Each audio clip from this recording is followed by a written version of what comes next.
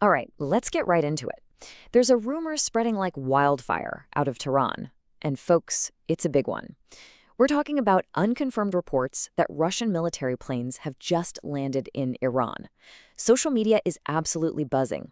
So in this explainer, we're going to dive into the source material and try to figure out what this could really mean.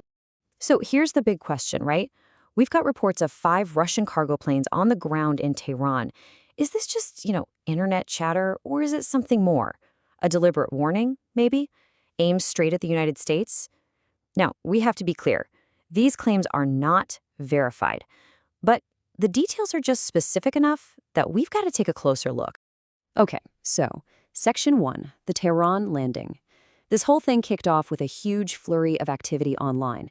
The claim is that 5, count them, 5 Russian IL-76TD military cargo planes have touched down at Tehran's airport. And look, this isn't just 1 or 2 planes sneaking in. We are talking about a pretty significant logistical operation here. So, let's break down the core claim. We're looking at 5 Russian military planes landing in Tehran over the last 48 hours. And here's the critical part. There's been 0 official confirmation. No word from Moscow, nothing from Tehran.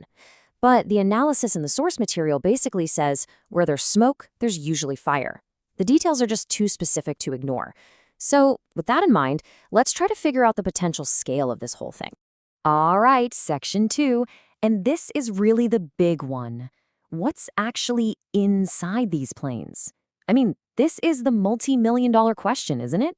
Because if these reports are true, we're not talking about a small shipment of medical supplies. We really need to dig into the numbers to grasp what could be at stake here.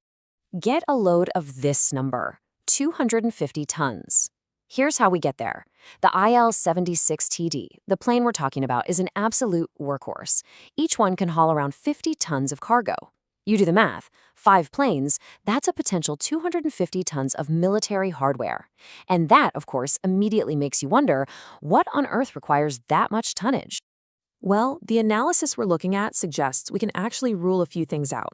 Think about it.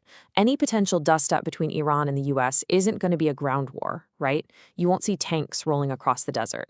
It's going to be a war fought from the air with missiles. That's why it's super unlikely that this 250-ton payload is full of tanks. The focus, the priority, would be completely different. So if it's not tanks, what is it?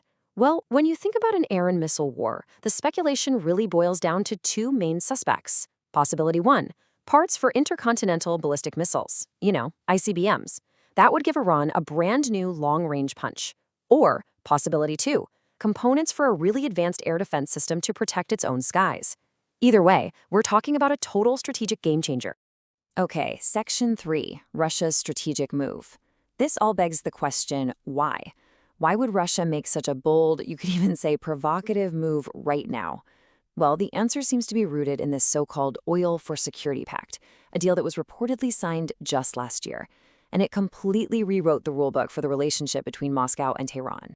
So this pact is pretty straightforward, really. It's an oil for security deal. Russia provides military gear, tech, and a security guarantee. In exchange, Iran provides a stable supply of cheap oil. And you have to remember the context here. Russia's supply from Venezuela got cut off, which made Iran a critical economic lifeline. For Russia, protecting that lifeline is everything. They absolutely can't afford to let that new, stable source of oil get disrupted. And then there's this quote. An attack on Iran is an attack on Russia. Now, what's wild is the timing. This statement, allegedly from Russia's foreign ministry, supposedly came out just hours before those planes were spotted. If that's true, wow. That one sentence just takes a regional problem and blows it up into a potential standoff between superpowers. Let's keep building this out. Section 4, the S-400 game changer. So, if we follow the theory that the cargo is an air defense system, the source material is pretty convinced it's one specific piece of hardware, the S-400. And let me tell you, getting this system would completely change the military math in the entire region. So, for anyone not familiar, the S-400 is basically one of the world's most advanced anti-aircraft shields. You can think of it like that. It's mounted on trucks, so it's mobile, and it's designed to do one thing really, really well: intercept and destroy pretty much anything you throw at it. Planes, drones, missiles. It's tailor-made to counter the exact kind of threats coming from, say, US bases nearby. And here's a really crucial point. Not all S-400s are the same. Iran wouldn't be getting some 10 or 12-year-old model like the version India has. No, the speculation is that this would be the latest and greatest, a version specifically upgraded to counter American missile tech. We're talking advanced sensors designed to deal with U.S. heat signatures and full integration with Russia's satellite network. This is the top shelf stuff. So how does it work? It's actually pretty simple in concept. Step 1, the radar detects an incoming threat. Step 2, the command vehicle locks on. And Step 3, launch. An interceptor missile flies out to destroy the threat in midair long before it can hit its target. The whole point is to basically neutralize America's biggest advantage in the region, its air power. Okay, so let's put all the pieces on the table. When you step back and look at it, if these reports are legit, then delivering an upgraded S-400 or even ICBM parts, well, that's not just a simple defensive move. It's being seen as something much bigger, a clear preparation for a major war. And for Russia, this is a war of survival. The source material draws a really stark line here. This isn't like the war in Ukraine. For Russia, protecting Iran is framed as a matter of pure survival. Why?